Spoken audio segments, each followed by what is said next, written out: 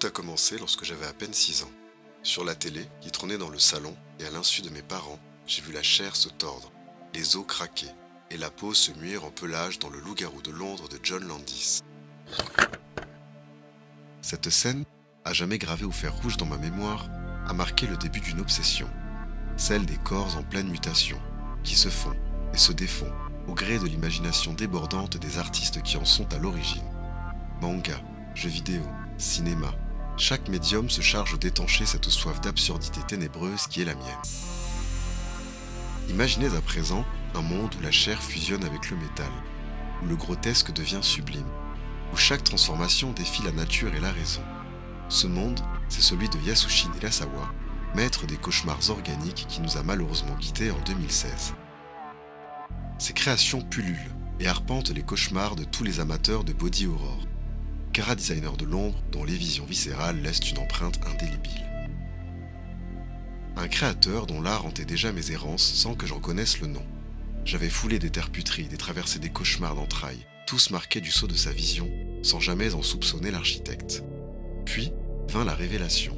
Ce fut le vertige du gouffre, l'appel du vide, un rabbit hole sans fond où chaque image creusait plus profondément la chair de l'esprit tant l'homme fut prolifique. Alors si vous l'osez, suivez-moi dans les limbes. Franchissons ensemble les portes d'un sommeil fiévreux et saluons la main qui trace ces géométries effroyables. Vous êtes dans le premier cercle.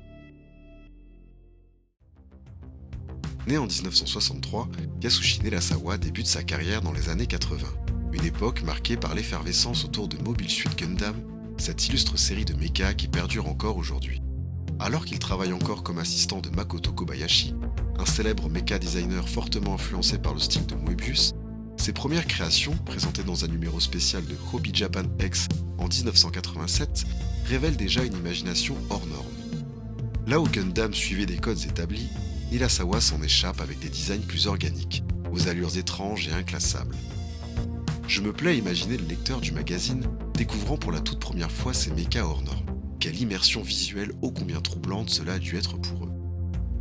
Les œuvres de Yasushi Nirasawa, reconnaissables au premier coup d'œil, sont une véritable décharge visuelle. Morphologies étranges, muscles saillants, costumes élaborés, femmes ensorcelantes et monstres asymétriques surgis d'un autre monde. Son style explosif et unique ne se limitera d'ailleurs pas aux figurines. Avec les années, il imprégnera les romans, comme cette sublime couverture d'Elric de Moorcock, les jeux vidéo, le cinéma ou bien encore les mangas. Mais nous y reviendrons plus tard. Néanmoins, ce style si singulier est aussi et surtout le produit d'un mouvement global, celui d'un brassage culturel intense où les frontières entre influences japonaises et occidentales s'effacent peu à peu, amenant avec elles une nouvelle ère, notamment pour le tokusatsu. Le tokusatsu, abréviation de Tokushusatsuei, désigne un genre japonais de séries télévisées et de films mettant en avant des effets spéciaux spectaculaires, souvent centrés sur des super-héros, des monstres géants, kaiju, et des robots, comme dans les franchises Godzilla ou Super Sentai. Dans les années 80 et 90, le tokusatsu subit donc une véritable métamorphose. Ce genre, autrefois destiné aux enfants, prend une tournure sombre et mature, captant l'attention d'un public adulte. On peut situer ce tournant aux alentours de 1984 avec The Return of Godzilla. Le mouvement s'accentue ensuite avec des œuvres comme Shin Kamen Rider Prologue ou encore Mechanical Violator Rakider. Ces créations redéfinissent les classiques colorés de l'ère Showa en leur ajoutant des touches de violence, de grotesque et de complexité psychologique. C'est dans ce contexte que l'art de Nirasawa s'épanouit, capturant l'essence de cette époque où l'innocence laissait place peu à peu au mystère et à l'étrange. Les années 90 marquent aussi un tournant artistique plus global dans la pop culture, avec des héros qui abandonnent leur côté lisse pour une part plus ténébreuse. Je pense notamment au Dark Knight de Frank Miller ou encore au Spawn de Todd McFarlane, véritable game changer dans le monde du comics. Tout cela marque la véritable émergence de Yasushi Nirasawa, affranchi de ses pairs. Son style déstructuré, mélange d'éléments nostalgiques de l'ère Showa et d'une énergie visuelle débridée, reflète cette époque de brassage culturel. À travers des créations comme ses interprétations de Devilman ou Mazinger Z, Nirasawa capte l'essence de ses influences occidentales tout en y apposant sa signature unique. Ses œuvres, plus proches de sculptures d'art que de simples figurines, atteignent un niveau de détail impressionnant, et ses dessins méticuleux, surtout lorsqu'il s'agit de créatures, s'affuble d'arabesques des plus curieuses, marquant les esprits d'un public en quête d'œuvres aussi uniques qu'extrêmes. Yasushi Nirasawa est passé maître dans l'art de fusionner l'organique et le mécanique, créant des formes hybrides qui semblent perpétuellement tirailler entre deux mondes. Ces créatures sont des visions d'humanité déformées, enveloppées d'armures vivantes ou de carapaces métalliques, oscillant entre le charnel et le front industriel. Les Aurores, issues de la série Garo, incarnent parfaitement cette dualité. Si vous osez vous aventurer dans les méandres obscurs du tokusatsu, laissez Garo être votre guide. Là, dans un monde où lumière et ténèbres se disputent le pouvoir, nous suivons un jeune homme, Saejima Koga, héritier d'un fardeau aussi sacré que périlleux, le titre de Garo, chevalier Makai. Protecteur d'un équilibre précaire, il est le rempart face à des entités dévorantes appelées Aurores, manifestation insatiable du mal tapie dans les ombres du monde. Elles se dévoilent sous des formes cauchemardesques, démons squelettiques grotesques, flanqués d'ailes noires déployées comme des présages funestes. Attirés par la noirceur enfouie dans les cœurs humains, ils se nourrissent de malice et de corruption, envahissant le monde en quête de leurs victimes. Dans chaque recoin de ce vaste récit, l'art magistral de Yasushi Nirasawa se manifeste donnant vie à ces créatures terrifiantes. Leur conception, à la fois sublimes et macabres, témoigne d'une imagination aussi captivante que troublante. Si l'on se penche cette fois-ci sur Kamen Rider Blade, l'art de Nirasawa plonge plus profondément encore dans l'inquiétant, mêlant végétal, insectes et métal en d'étranges amalgames cauchemardesques. Kamen Rider Black Sun, sorti en octobre 2022, est pour moi l'héritier de cette part de ténèbres qu'il a insufflé au tokusatsu, de par le design des créatures ainsi que la violence graphique du titre. Je ne peux m'empêcher de songer aussi à l'interprétation troublante qu'il a offerte du Guyver, une œuvre dont seul l'animé et l'adaptation ciné par Steve Wong, Butronix, dans lequel vous pouvez trouver Mark Hamill, ont traversé nos frontières, tandis que le manga demeure à ce jour absent de nos étagères. Cette vision prend corps dans sa création fascinante, Failed Guyver. Cette esthétique dérangeante trouve également une nouvelle expression dans le tactical RPG méconnu, Volfos, sorti en 2001 chez Namco. Jamais exporteur du Japon, ce jeu dévoile des factions aux designs ubuesques et torturés, s'affrontant sur des champs de bataille désolés. Un jeu aussi sombre que perfectible, qui mérite que l'on s'y attarde pour son chara-design ingénieux. Dans son œuvre, comme vous avez pu le constater, la chair est malmenée, corps distordus, appendices incongrus. Ces créations réécrivent les règles de l'anatomie, des designs qui ne sont pas sans rappeler les Cénobites d'Hellraiser du maître Clive Barker, auquel il a rendu hommage à plusieurs reprises. Ce qui rend ces monstres encore plus troublants, c'est leur humanité résiduelle. Ils conservent des traits familiers, confrontant à la vallée de l'étrange. Ce mélange d'humain et d'inhumain crée un malaise irrésistible, nous rappelant que la frontière entre le monstre et l'homme est parfois si mince. Ce thème omniprésent dans l'œuvre de Nirasawa éveille une angoisse universelle, celle de perdre le contrôle de sa propre forme. Nous sommes tous plus ou moins obsédés par notre apparence, et beaucoup tentent de repousser l'écueil du temps qui nous dégrade au fil des jours. C'est peu de le dire que Yasushi Nirasawa est un artiste complet, façonné par ses inspirations. Il n'a d'ailleurs jamais caché ses influences.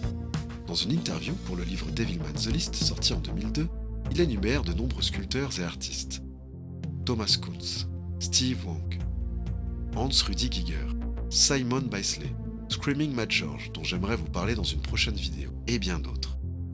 Tous partagent un goût pour l'excès visuel qui se reflète dans l'art de Nirasawa. Ce penchant pour le spectaculaire s'étend même à son propre studio, décrit comme un cabinet des curiosités, où chaque recoin est occupé par des jouets, des statues et des objets de collection.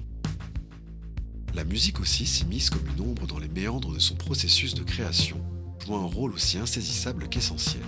Le rock des années 70 et 80, avec ses échos électriques et son intensité viscérale, devient une muse immatérielle. Dans un souffle d'audace, il réinvente Devilman, lui prêtant les traits secs et musculeux d'Iggy Pop. Plus tard, d'autres créations prendront vie, comme un hommage évident à Marilyn Manson avec des figurines à son effigie. Mais bien plus encore qu'un simple designer, Nirasawa est aussi un véritable bâtisseur d'univers, et son manga Phantom Core en est une preuve éclatante.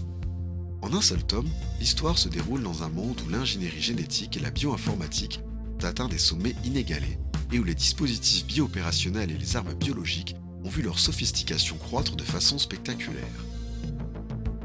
C'est dans ce contexte qu'éclate une série d'incidents troublants. Ces armes biologiques, altérées et dégradées au fil de reproductions répétées, ont fini par se retourner contre leur créateur, échappant à tout contrôle. Au sein de ce one-shot, Yasushi Nerasawa ne se contente pas de raconter une histoire. Il érige un monde entier, un univers sombre et foisonnant, à la croisée de la science-fiction, du body horror et de la fantaisie mécanique. À travers ses œuvres, qu'il s'agisse de manga ou de figurines, un personnage emblématique tire très vite son épingle du jeu, tant elle y fait d'apparition. Il s'agit de Nina Dolono, qui est entre autres la protagoniste principale de Phantom Core. Cette dernière se présente comme un hommage vivant à certains films des années 80-90. De ses costumes inspirés par Hellraiser de Clive Barker, jusqu'à des références plus inattendues comme Batman et Robin de Joel Schumacher, Nerasawa cultivait un amour décomplexé pour l'exubérance visuelle. Nina Dolono, dans sa version Poison Element Nina, fusionne l'esthétique de Poison Ivy et celle de Lilou du 5e élément. Ces clins d'œil constants témoignent de la manière dont Nerasawa absorbait le cinéma occidental pour le retranscrire dans ses créations, sans jamais chercher à renier ses influences. Impossible de ne pas céder à une nouvelle plongée dans les méandres sonores, tant les accointances avec l'excentrique Nina Hagen sont nombreuses. Nina Dolono, comme un écho d'un autre temps, arbore non seulement ce prénom chargé de résonance, mais aussi la flamboyance de cette coiffure mythique et l'intensité dramatique d'un maquillage gothique à souhait. Malheureusement, le marché occidental n'a jamais vraiment rendu hommage à son travail. Ses créatures pour Final Fantasy The Spirit Within ont été accueillies avec indifférence, et ses designs pour Space Trucker, un film de Stuart Gordon, sont désormais relégués au souvenir de gros nanars qu'on se mate entre potes. Même son concept pour la créature Edgar dans Men in Black a été rejeté, remplacé par un cafard géant plus conventionnel et donc plus parlant pour le grand public. Chez nous, la seule trace tangible du génie de Yasushi Nerasawa repose dans le one-shot Neo Parasite, un spin-off du mythique Parasite de Hitoshi Iwaaki, édité chez Glénat. Neo Parasite rend hommage au chef-d'œuvre original à travers les visions uniques de plusieurs artistes et mangaka triés sur le volet. Parmi eux, Nerasawa, qui apporte son univers singulier et organique, s'invite pour un chapitre on ne peut plus original et entièrement colorisé. Au Japon, cependant, Yasushi Nerasawa est vénéré comme une légende vivante. Véritable maître d'œuvre des années 2000, il a redéfini l'identité visuelle des séries tokusatsu, marquant de son empreinte l'ère Heisei de Kamen Rider, sublimant les univers de Garo et Gokaiger, et ressuscitant le mythique Gigan dans Godzilla Final Wars. Ces contributions ne sont pas simplement des ajouts, elles sont le socle sur lequel repose une part essentielle de la pop culture japonaise contemporaine.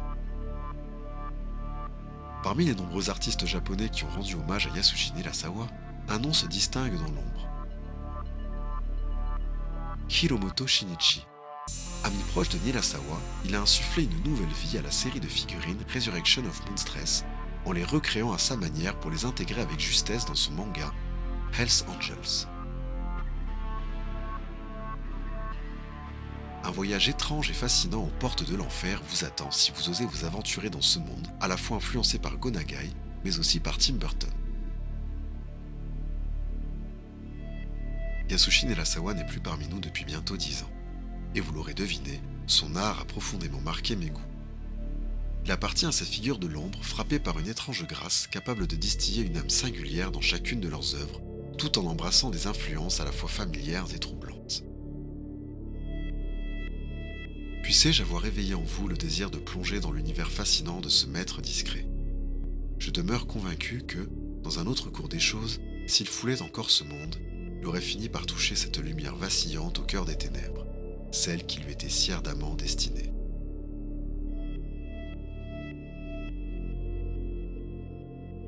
C'était Teuf pour le premier cercle.